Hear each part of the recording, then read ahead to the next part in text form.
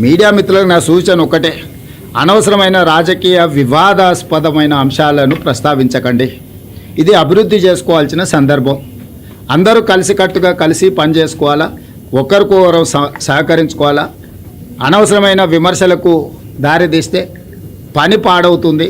పనిని పాడు చేసే పని రాజకీయ నాయకులైనా ప్రజాప్రతినిధులైనా పాత్రికేయ సోదరులైనా చేయొద్దని నేను విజ్ఞప్తి చేస్తున్నాను. Thank you.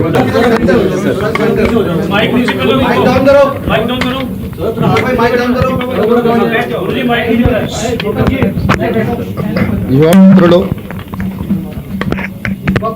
కేంద్ర మంత్రివర్యులు రామ్మోహన్ నాయుడు గారిని ఈరోజు తెలంగాణ రాష్ట్ర ప్రభుత్వం తరఫున వరంగల్ ఎయిర్పోర్ట్ మరియు ఆదిలాబాద్ ఎయిర్పోర్ట్కు సంబంధించి వారు చేపడుతున్న కార్యాచరణ, తెలంగాణ రాష్ట్ర ప్రభుత్వం నుంచి అందించాల్సిన సహకారం, వీటన్నిటికి సంబంధించి ఈరోజు వారిని కలిసి అధికారులు అదేవిధంగా మంత్రి గారితో చర్చించడం జరిగింది.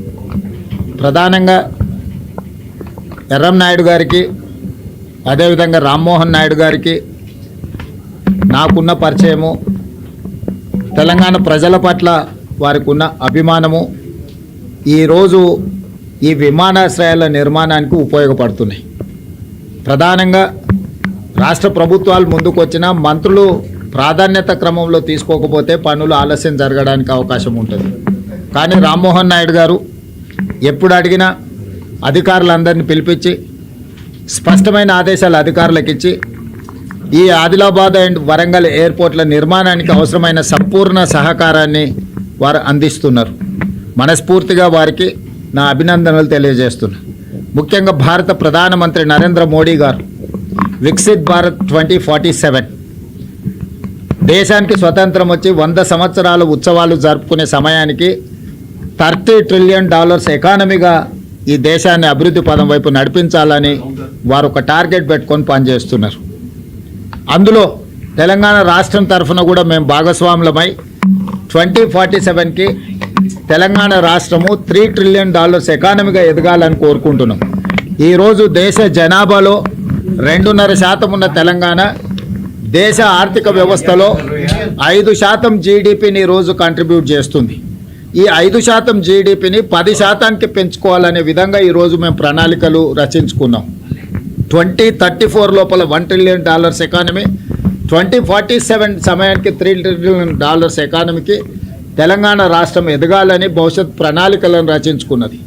అక్కడికి మేము చేరుకోవాలంటే ప్రపంచ దేశాలలో జరుగుతున్న వేగవంతమైన అభివృద్ధికి, ఇక్కడ పరిశ్రమలు ఉత్పత్తి చేసిన వస్తువులను ఇతర దేశాలకు ఎగుమతి చేయాలన్న అంతర్జాతీయ స్థాయి ప్రమాణాలతో విమానాశ్రయాల అవసరం ఉన్నది. దీన్ని తెలంగాణ రాష్ట్ర ప్రభుత్వం, కేంద్ర ప్రభుత్వం గుర్తించి ఈనాడు వరంగల్ ఎయిర్పోర్ట్, ఆదిలాబాద్ ఎయిర్పోర్టులను తక్షణమే మొదటి ప్రాధాన్యత కింద తీసుకొని నిర్మించి వాటిని పూర్తి చేయాలని లక్ష్యంగా పనిచేస్తున్నాము.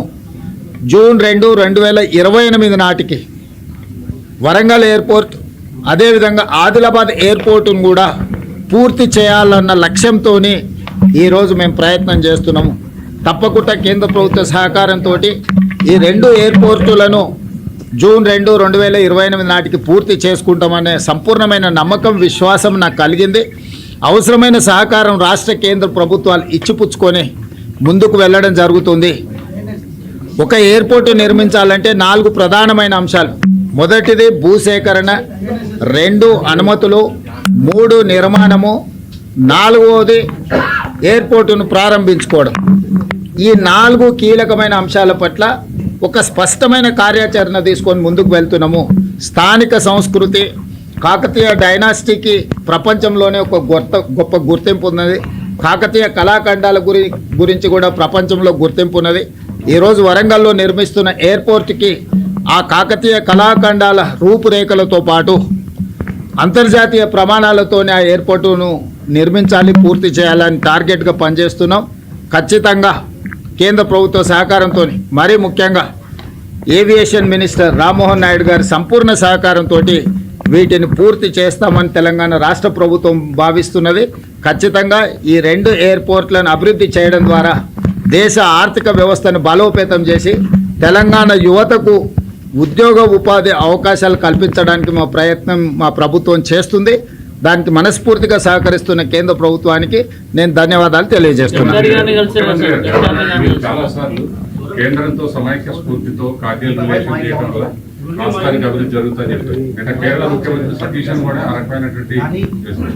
సో ఆ రకంగా కార్డియల్ రిలేషన్స్ తో పోవడం వల్ల కేంద్ర ప్రభుత్వం నుంచి అవసరమైనటువంటి సహాయ సహకారాలు తెలంగాణకి అందుతున్నాయా?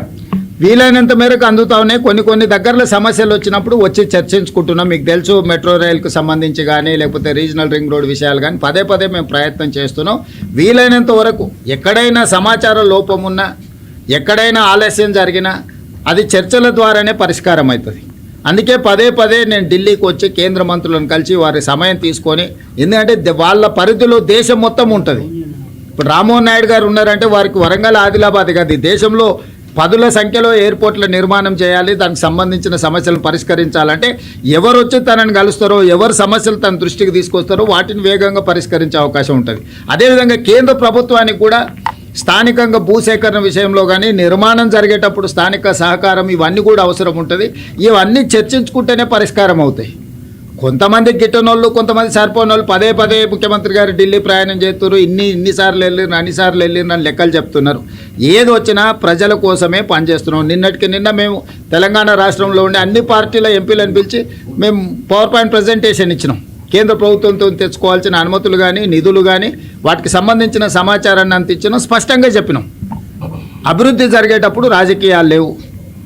రాజకీయాలు అనేటివి ఎన్నికలు వచ్చినప్పుడు ఉంటాయి. ఎవరి ప్రయత్నం వాళ్ళు చేసుకుంటారు, వాళ్ళ ప్రయత్నం వాళ్ళు చేసుకుంటారు, మా ప్రయత్నం మేము చేసుకుంటాం, రామ్మోహన్ నాయుడు గారి ప్రయత్నం రామ్మోహన్ నాయుడు గారు చేసుకుంటారు. సో ఈరోజు అభివృద్ధినే లక్ష్యంగా ఈరోజు రాష్ట్ర కేంద్ర ప్రభుత్వాలు సహకారంతో ముందుకు వెళ్తున్నాయి. ఈ కార్డియల్ రిలేషన్ కొనసాగించాలని మేము భావిస్తున్నాము. తద్వారానే సమస్యలు పరిష్కారం అవుతాయి, చర్చల ద్వారా పరిష్కారం అవుతాయని తెలంగాణ రాష్ట్ర ప్రభుత్వం సంపూర్ణంగా విశ్వసిస్తుంది. అందుకే పదే కేంద్ర ప్రభుత్వాన్ని సంప్రదిస్తున్నాం, సమాచారాన్ని అందిస్తున్నాం, సమాచారం వాళ్ళ నుంచి తీసుకుంటున్నాం. సో భవిష్యత్తులో కూడా ఈ కార్డియల్ రిలేషన్ కొనసాగుతుంది. సీఎం గారు మనోహర్ లాల్ ఖట్టర్తో ఏమైనా సమావేశం ఉంటుందా? మెట్రోకి సంబంధించి ఇంకా స్పష్టత రాలేదు. ఈ రోజైతే నితిన్ గడ్కరీ గారిని రీజనల్ రింగ్ రోడ్ ఇతర హైవేస్ మీద కలిసాము. రామ్మోహన్ నాయుడు గారిని విమాన కనెక్టివిటీ మీద కలిసాము. మిగతా మంత్రుల సమయం అడిగినాం. వాళ్ళ సమయం ఉందా లేదా అంటే, నేను వాళ్ళ అపాయింట్మెంట్ తీసుకున్నాక రాలేదు, వచ్చినాక అపాయింట్మెంట్ అడుగుతున్న కొంతమందిని. సో వాళ్ళ ముందస్తు కార్యాచరణ ఉంటే కొన్నిసార్లు ఇవ్వచ్చు, ఇవ్వకపోవచ్చు. ఏదేమైనా పార్లమెంట్ సమావేశాల సందర్భంగా మళ్ళీ ఢిల్లీకి వస్తే ఒక 3-4 రోజులు ఇక్కడ ఉండి అందరినీ కలుస్తాం. ఎవరెవరితో సహకారం తీసుకుని మనోహర్ లాల్ ఖట్టర్తో ఏమైనా సమావేశం ఉంటుందా? మెట్రోకి సంబంధించి ఇంకా స్పష్టత రాలేదు. ఈ రోజైతే నితిన్ గడ్కరీ గారిని రీజనల్ రింగ్ రోడ్ ఇతర హైవేస్ మీద కలిసాము. రామ్మోహన్ నాయుడు గారిని విమాన కనెక్టివిటీ మీద కలిసాము. మిగతా మంత్రుల సమయం అడిగినాం. వాళ్ళ సమయం ఉందా లేదా అంటే, నేను వాళ్ళ అపాయింట్మెంట్ తీసుకున్నాక రాలేదు, వచ్చినాక అపాయింట్మెంట్ అడుగుతున్న కొంతమందిని. సో వాళ్ళ ముందస్తు కార్యాచరణ ఉంటే కొన్నిసార్లు ఇవ్వచ్చు, ఇవ్వకపోవచ్చు. ఏదేమైనా పార్లమెంట్ సమావేశాల సందర్భంగా మళ్ళీ ఢిల్లీకి వస్తే ఒక 3-4 రోజులు ఇక్కడ ఉండి అందరినీ కలుస్తాం. ఎవరెవరితో సహకారం తీసుకోవాలనో తప్పకుండా తీసుకుంటాం.